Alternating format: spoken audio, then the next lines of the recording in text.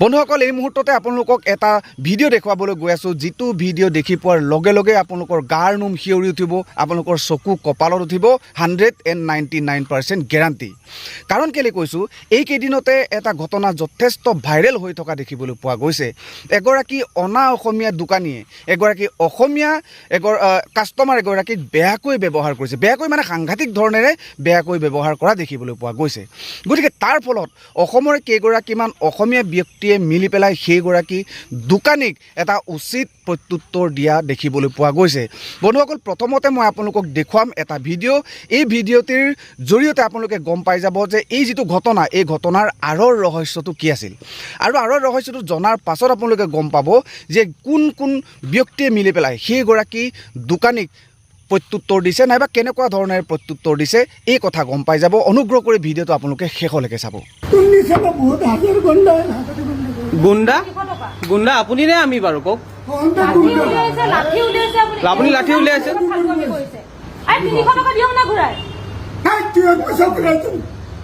ঠিক আছে হ'ব 20 টকা লগতহে লাগি আছে ঠিক আছে হ'ব বাৰু কিয় নকৰিম আপুনি লাঠি উলিয়াই মাৰিছে যে মানুহক আপুনিহে গুণ্ডামি কৰিছে গুণ্ডা নেকি কি ক'লে আপোনাক মই ভালকে কৈ আছো দাদা আপুনি মোক লাঠি দি কিয় মাৰিলে এতিয়া ইয়াতে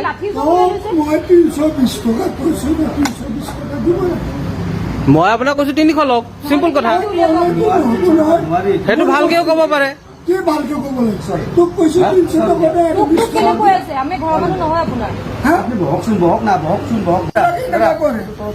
আপুনি কি ভাষা ক'লে এতিয়া কওকচোন এতিয়া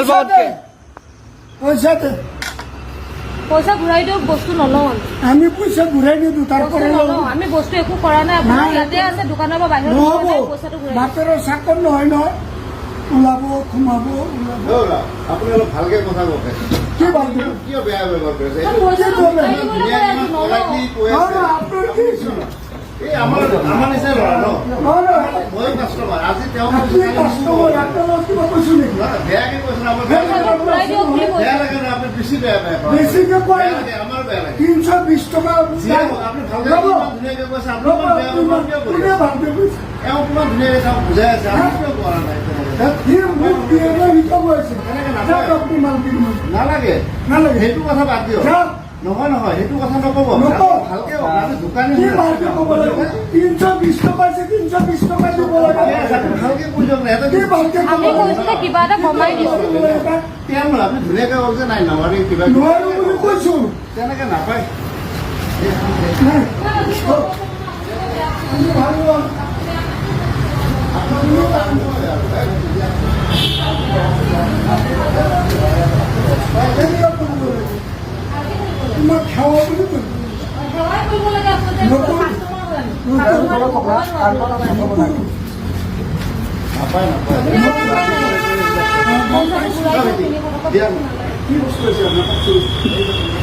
এতিয়া চাওক বন্ধুসকল সেই দোকানীক বীৰ ৰাচিত সেনাই ওলাই পেলাই কেনেকুৱা ধৰণে প্ৰত্যুত্তৰ দিলে এই ভিডিঅ'টো চাই লওক আপুনি এবাৰ গম পায় এইটো ঘটনা প্ৰথম নহয় আগতে থকা ঘটনা ঘটিছে আপুনি জানেতো আমাৰ অসমীয়া ল'ৰাটাক মাৰিছে এইবাৰ জ্যোতিমালা বুলি কোৱা যিগৰাকী তেখেত ছিংগাৰ হয় হা তেখেতে এগৰাকী শিল্পী হয় ৰাইট তেওঁৰ নিচিনা এগৰাকী শিল্পীক মানে অভদ্ৰ আচৰণ কৰাৰ উপৰিও তেওঁ হ'বলগীয়া স্বামীক আপোনাৰ লাঠিয়ে মাৰিছে এটা কথা তেওঁ স্পষ্টকৈ ক'ব যে যদি অসমত থাকি পেলাই যদি ব্যৱসায় কৰিব লাগে তেখেতে প্ৰথমতে প্ৰকৃত অসমীয়া হ'বলৈ শিকিব ক'ব নহ'লে কিন্তু এনেকুৱা চাটা আমি বন্ধ কৰি দিয়া এক্সাম্পল ধেৰ আছে ৰাইট সমস্যা লাগিব আপুনি ক'ব নহ'লে তেখেতে আমাৰ চাটা আমি বন্ধ কৰি দিম তেওঁ কাম নকৰোঁ মই খুব বেছি 3 মাহ 2 মাহ আপুনি ক'ব বিল আছে না অসম মানে এইটো নহয় যে আপোনালোকে মানে আমি ঘূৰি বহি দিম দেই এইটো কথা কৈ দিছোঁ আজি ৰাতিপুৱা 11:30মান বজাত আমি আচলতে ইয়াতে মোৰ কেইটামান ঘৰৰ বস্তু কিনিব আহিছিলোঁ আৰু মানে পাইপ এডাল কিনিব আহিছিলোঁ গাৰ্ডেনৰ যোনডাল মানে স্কুটিত লৈ যোৱাটো সম্ভৱ নহয় সেইকাৰণে মই ক'লোঁ যে কাটি দিয়ক দোকানীজনে কাটি দিবলৈ অমান্তি হ'ল মই ক'লোঁ তেতিয়াহ'লে মই নিনিওঁ আপুনি মোক পইচাটোকে ঘূৰাই দিয়ক তেওঁ পইচাটো ঘূৰাই দিয়াটো বাদে তেওঁ লাঠি এডাল উলিয়াই আমাক অশ্লীল মানে কিবা কিবি ইমানেই বেয়াকৈ কৈছে যে মই বৰ্তমান ক'ব নোৱাৰোঁ মোৰ নিজৰ মুখেদি সেইবোৰ কথা নোলায় কেতিয়াও লগতে মোৰ হ'বলগীয়া স্বামী তেওঁক এটা মস্ত এনেকৈ লাঠি উলিয়াই পেলাই তেওঁ লগতে লাঠিডাল থাকে সেইডাল উলিয়াই পেলাই তেওঁক মাৰিছে। তেওঁ হাতত লাগিছে অলপমান আৰু তাৰপিছত আমি আচলতে লৈয়ে গ'লোঁ বস্তুখিনি, কাৰণ সেইটো সময়ত আমি একদম অসহায় অৱস্থাত দুজনে আছিলোঁ, লাঠি চাঠি যিহেতু উলিয়াইছে। গতিকে মই লগে লগে বীৰ লাচিত থানাৰ গুৱাহাটীৰ শাখাক মই খবৰ দিওঁ এই বিষয়ে। আৰু তেওঁৰ কথা বতৰা লাগিছিলে যে তেওঁ বিহাৰী সম্প্ৰদায়ৰ বা এনেকুৱা হ'ব হয়তো। আৰু আমি দুজন একদম অসহায় অৱস্থাতহে কৰি পেলাই আমি আচলতে লাচিত থানাক খবৰ দিলোঁ আৰু তেওঁলোকে আহি বৰ্তমান এতিয়া আমাৰ লগত সহযোগ কৰিছে। আমি দোকানৰ সন্মুখতে তেওঁৰ লগত আছোঁ। দোকানৰ কৰ্মচাৰীজনেও গোটেইখিনি কথা দেখিছে, তেওঁ কৈছে আৰু তেওঁ যথেষ্ট তেওঁ ৰখাবলৈ চেষ্টা কৰিছিলে, কিন্তু মানুহজন একদম উত্তাউল হৈ আছিলে সেইটো সময়ত। আৰু এতিয়া মানুহজন বৰ্তমান এতিয়া যেতিয়া আহিছোঁ আমি কথা পাতিবলৈ, তেওঁ নাই দোকানত আৰু তেওঁক ফোন কৰি মতা হৈছে। এতিয়া চাওঁ কি হয়।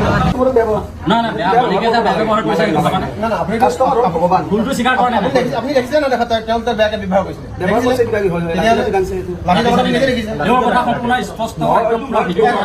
আপুনি লাঠি লগাটো আপোনাৰ সন্মুখে দেখিছে।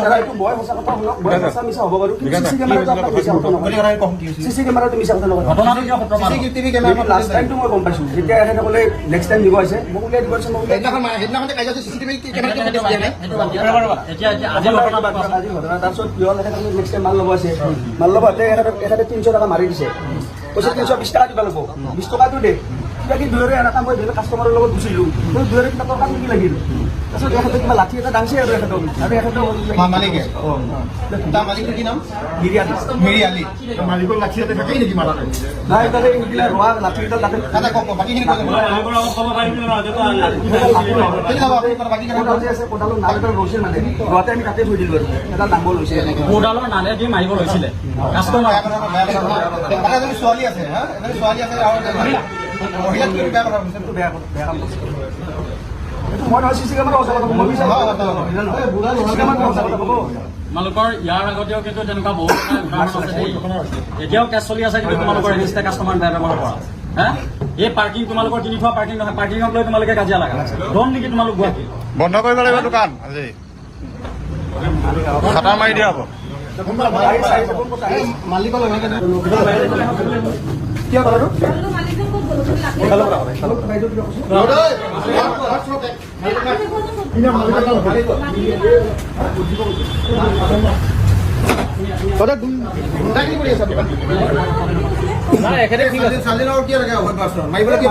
মই কৈছোঁৱে ঘটনাটো কি হৈছিলে আপুনি গোটেইখিনি কথা কওক।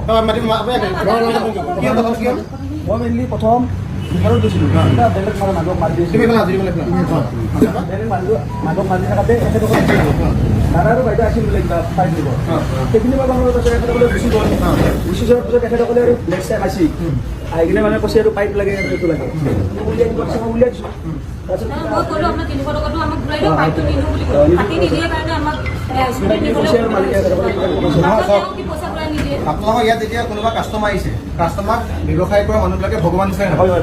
আপোনালোকে তেখেতক আৰু তেওঁৰ লগত অহা বন্ধুজনক আপোনালোকে লাঠি লৈ মাৰিব বিচাৰিছে। আপুনি একো নাই কোৱা, কিন্তু আপোনাৰ সেই তেখেত ক'ত?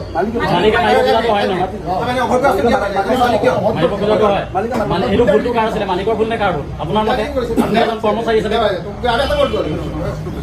মালিকজনে কিবা কিবা কৈছে, ভুলটো কাৰ? ভুলটো কাৰ? ভুলটো কাৰ?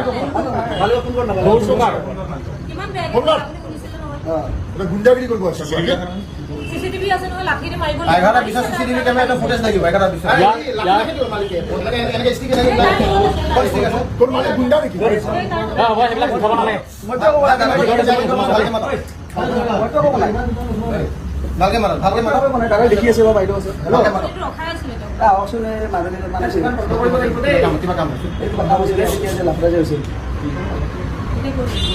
ফটো লৈ জলদি আহক না, বহুত মানুহ আছে আৰু আহক আহি আছে। ইয়াত তোমালোকৰ কাষ্টমাৰক উল্টা পুল্টা ক'বা আৰু তোমালোকে মাৰি পঠাবা। কোন হয় তোমালোক?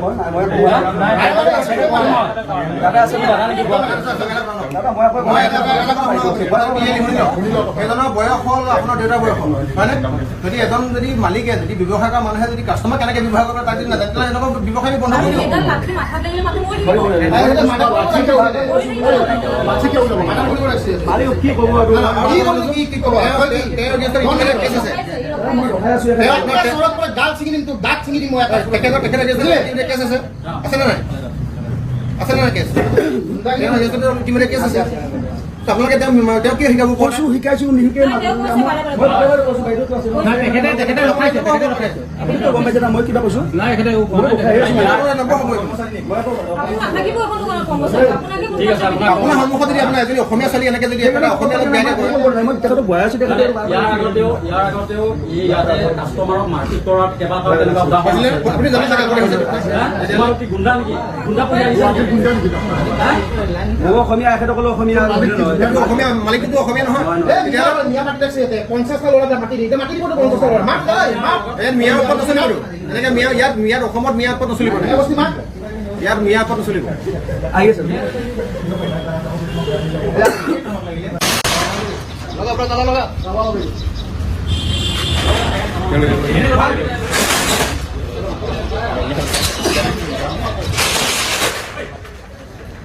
এতিয়া বন্ধুসকল মই অসমীয়া নাইবা অনা অসমীয়াৰ বিষয়টো অকণমান ছাইডত থৈ লওঁ।